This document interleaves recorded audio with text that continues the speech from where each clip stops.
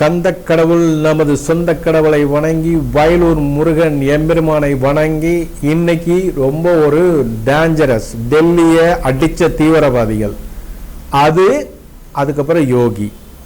டெல்லி தீவிரவாதி அப்புறம் யோகி யாருன்னு பார்த்தலாமா? இந்தியாவிலேயே இருந்து இந்தியாவிலேயே பிறந்து இந்தியாவிலேயே சாப்பிட்டு இந்தியாவிலேயே டாக்டருக்கு படித்து இந்தியாவிலேயே டாக்டர் வேலைக்கும் சேர்ந்து ஆனா விசுவாசம் மட்டும் பாகிஸ்தான். விசுவாசம் எங்க? பாகிஸ்தான். பாகிஸ்தான்ல எங்க? ஜெய்ஷி முகமது, அந்த ஒரு தீவிரவாத இயக்கம் ஜெய்ஷி முகமது. இவனுங்களை நம்ம என்ன சொல்லலாம்? என்ன இப்போ இவங்கள யாருன்னு பாத்தீங்கன்னா உமர் முகமது அதில் அகமட் தீவிரவாதி, ஆனா இவன் டாக்டர். தீவிரவாதி ஆனா இவன் டாக்டர். உமர் முகமது டாக்டர், அதில் Ahmed doctor, Mohammed Shaheen doctor, Shaheen lady. இவ யார் தெரியுமா? இந்தியாவுக்கு ஜெய்ஷி முகமதுடைய தலைவி. இவ இங்க இந்தியாவில் இருக்கிறவங்க எல்லாம் மூளை செலவை பண்ணி அவங்கள அந்த இதுல தீவிரவாத இயக்கத்தில் சேர்க்கிறது. இவளெல்லாம் AK-47 இல்லை, புது புது ஆயுதங்களால பயங்கரமா கொலை பண்ணணும். அதுக்கெல்லாம் முக்கியமான ஒரு ஆள் வந்திருக்கார். இப்போ அவரை பத்தி தான் பார்க்க போறோம். இது ஒரு இன்ட்ரோ தான். ஒரு ஆள் செத்து ஒளிஞ்சிட்டான். யாரு? உமர். பாம்பு வச்சு அவனை அடிச்சு செத்துட்டான். புரியுதா? அவன் வீட்டையும் இடிச்சுட்டாங்க. காஷ்மீர்ல வீட தரமட்டமாக்கிட்டாங்க. புரியுதா?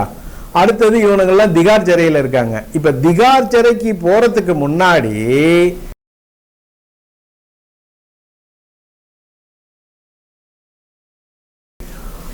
உத்தரப்பிரதேசம் யோகி ஆதித்யநாத் யோகி ஆதித்யநாத்தை பத்தி கண்டிப்பா நம்ம பேசணும். ரொம்ப நாளா நினைச்சிட்டு இருந்தேன். எனக்கு பிடித்த சிஎம் யோகி ஆதித்யநாத். அதாவது காமராஜர், எம்ஜிஆர், அடுத்த வரிசையில யோகி. அதுல எந்த மாற்றமும் கிடையாது. ஏன் சொல்றேன் அப்படின்னா, உத்தரப்பிரதேசத்துல குண்டர்களுடைய ஆட்சி தான். நல்லா தெரிஞ்சுங்க. யோகி வரத்துக்கு முன்னாடி வரைக்கும் குண்டர்கள் ஆட்சி. கடத்துவான், கொலை பண்ணுவான், டிஎஸ்பியோட பொண்ணை கடத்துவான், மனைவியும் கடத்துவான். ஏன்னா குற்றவாளியை விடுதலை செய், இல்லைன்னா போலீஸை சுடுவான். எல்லா வேலையும் ரவுடி. அதுக்கப்புறம் 10,000 கோடி 2,000 கோடி நிலம் இருக்கு இல்லையா, அதை ஒரு 100 கோடி 50 கோடி கொடுத்து அதை எழுதி வாங்கிடுவானு. ரவுடி இந்த குண்டர்களுக்கு இதான் வேலை. அதான் சொல்றேன், அரசன் அன்று கொள்வான் தெய்வம் நின்று கொள்ளும். அரசன் அன்று கொள்வான் தெய்வம் நின்று கொள்ளும். அதே மாதிரிதான் வந்தார் யோகி உத்தரப்பிரதேசத்துக்கு. 2017 யோகி வந்தார். 2017 வந்த உடனே முதல் அறிக்கை அதான், ரவுடிகள் குண்டர்கள் எல்லாரும் சரண்டர் ஆயிருங்க, இல்லைன்னா எல்லாரும் என்கவுண்டர்ல போட்டு தள்ளிடுவேன். நல்லா கேட்டுங்க. இப்படி ஒரு சிஎம். ஏன்னா கீதையிலே சொல்லியிருக்கான், அதர்மத்தை அதர்மத்தால மட்டும்தான் அழிக்க முடியும். அதை கரெக்டா ஃபாலோ பண்றாரு யோகியார். 2017 பொசிஷன் எடுத்த உடனே சொல்லிட்டார், குண்டர்கள் ரவுடிகள் எல்லாம் சரணடைஞ்சிருங்க, இல்லையா என்கவுண்டர்ல போட்டுருவேன். நிறைய பேர் வந்தா, நிறைய பேர் வராம போயிட்டான்.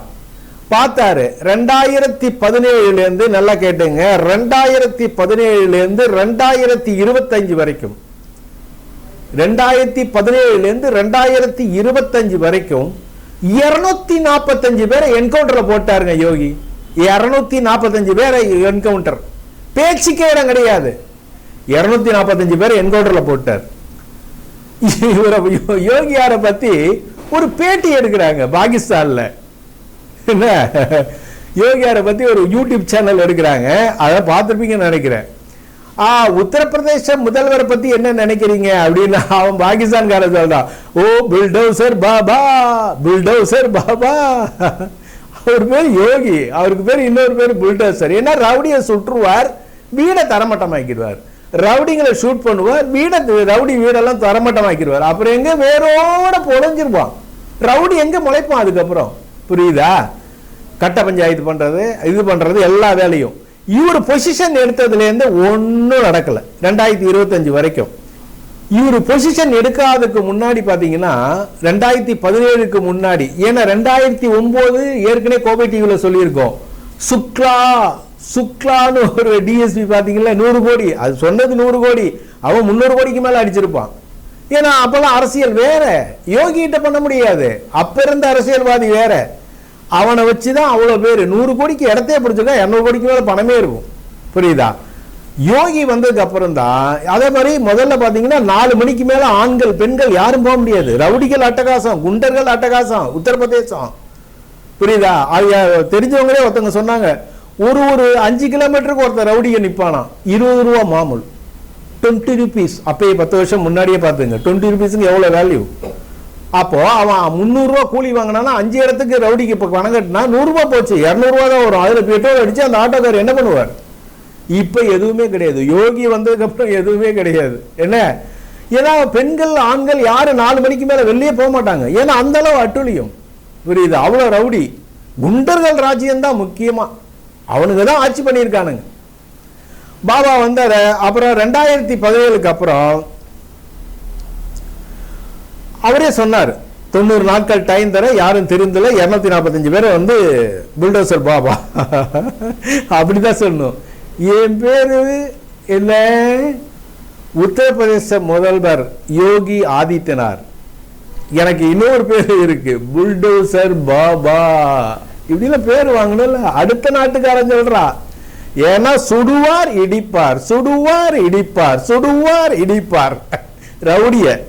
ரவுடிய சுடுவா, அவன் வீடை இடிப்பார்.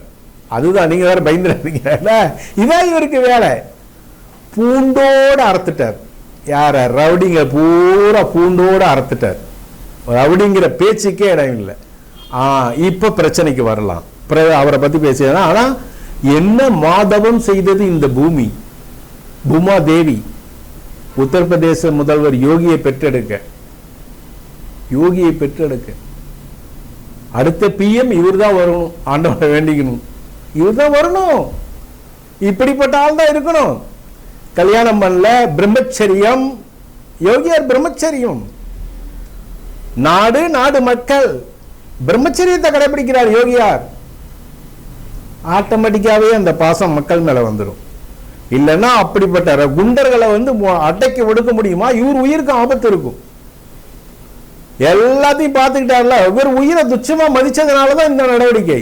அவரை பார்த்தாலே தெரியும். நிறைய இடத்தெல்லாம் காட்டுறோம். மனு வாங்கும் போது, சார் மக்கள் உட்கார்ந்து இருக்காங்க சார், இவர் நின்று மனு வாங்குறார் சார். நின்று மனு வாங்கி மனுவை வச்சு பேசுறார். ஒரு முதல்வர் மக்கள்கிட்ட மனுவை வாங்கி அவர் நின்று பேசிட்டு இருக்கார். அவங்க வீட்டுக்கு முன்னாடி சேரா போட்டிருக்காங்க, மொத்தத்தையா வந்து கேட்டுட்டு இருக்காரு. எப்படி? அதுதான். புரியுதா? அப்படிப்பட்ட முதல்வர்களால் மட்டும்தான் அந்த உத்தரப்பிரதேசத்தை கண்ட்ரோல் பண்ண முடிஞ்சது. இவர் பிஎம் வந்தா இந்தியாவே கண்ட்ரோல் பண்ணிடுவார். இவெல்லாம் இருக்கவே மாட்டான். ஏன்னா அதுக்கு உதாரணம் சொல்றேன்.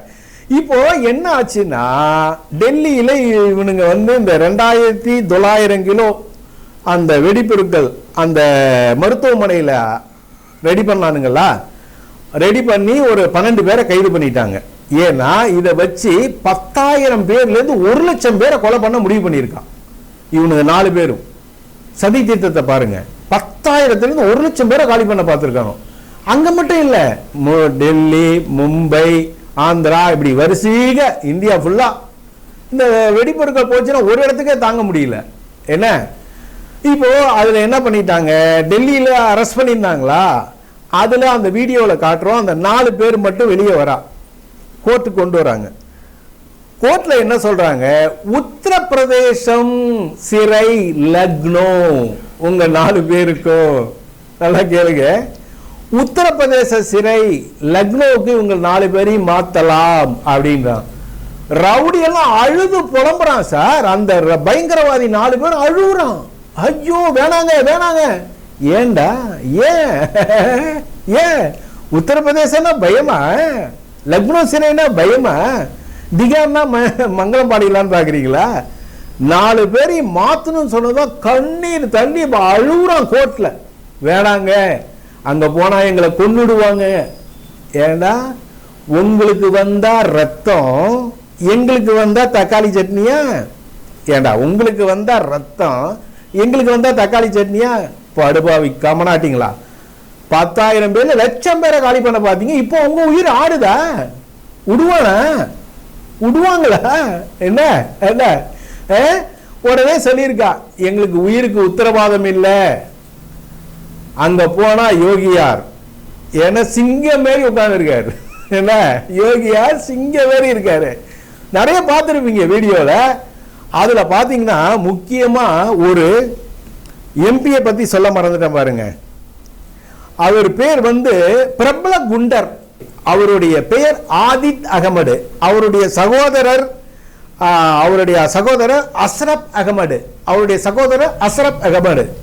இவர் 5 முறை எம்பியா இருந்திருக்காரு. எங்க? உத்தரப்பிரதேசம். 5 முறை எம்பி. குண்டனையும் திருடனையும் எம்பியா ஆக்குனா, குண்டனையும் திருடனையும் எம்பி ஆக்குனா நாடு உருப்படுமாடா?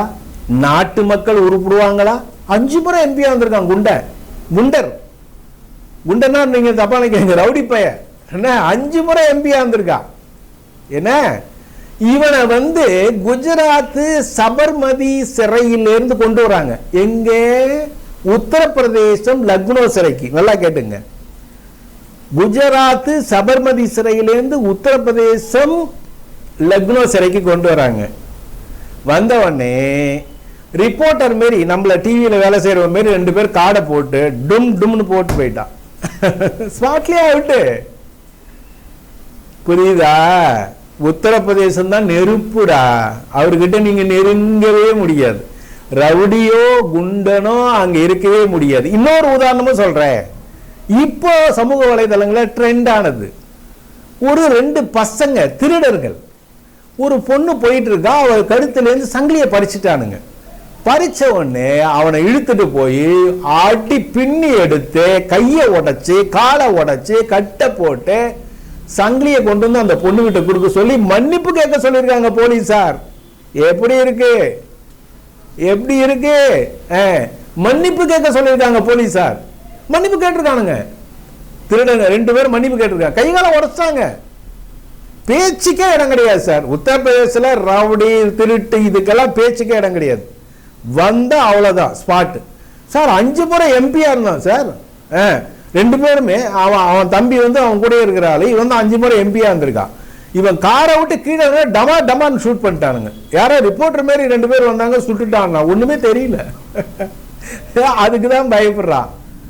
ஏண்டா நீங்க எங்க இந்தியாவிலேயே 10,000 பேர் 1,00,000 பேரை காலி பண்ணுவீங்க. ஆனா உத்தரப்பிரதேசம்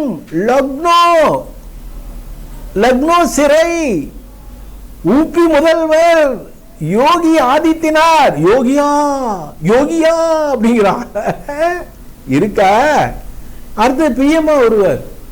அவர்தான் தப்பிக்கவே முடியாதுடா. இனி தீவிரவாதிகள் தப்பிக்கவே முடியாது. அட்வான்ஸ் டெக்னாலஜில எல்லாரையும் ஃபாலோ பண்ணிக்கிட்டே தான் இருக்காங்க. எப்படியோ மிஸ் ஆகி வந்துடுறான். இவர் டாக்டர் போய் இந்த வேலையை செய்வானா? கையறுத்தவனுக்கு கட்டு போடணும், தையல் போடணும், அடப்பு வந்தவனுக்கு ட்ரீட்மெண்ட் கொடுக்கணும். இப்படி எல்லாம் படிச்சுட்டு என்ன மயிருக்கு படிக்கிறீங்க? என்ன கொலை பண்றதுக்கா? நீ இப்படி எல்லாம் படிச்சுட்டு கடைசியா 2,900 கிலோ வெடிப்பொருட்களை நீங்க அந்த அல்கோலாக் மருத்துவமனையில ரெடி பண்றீங்க. ஏடா இது உங்களுக்கு இது எப்படி இருக்கு?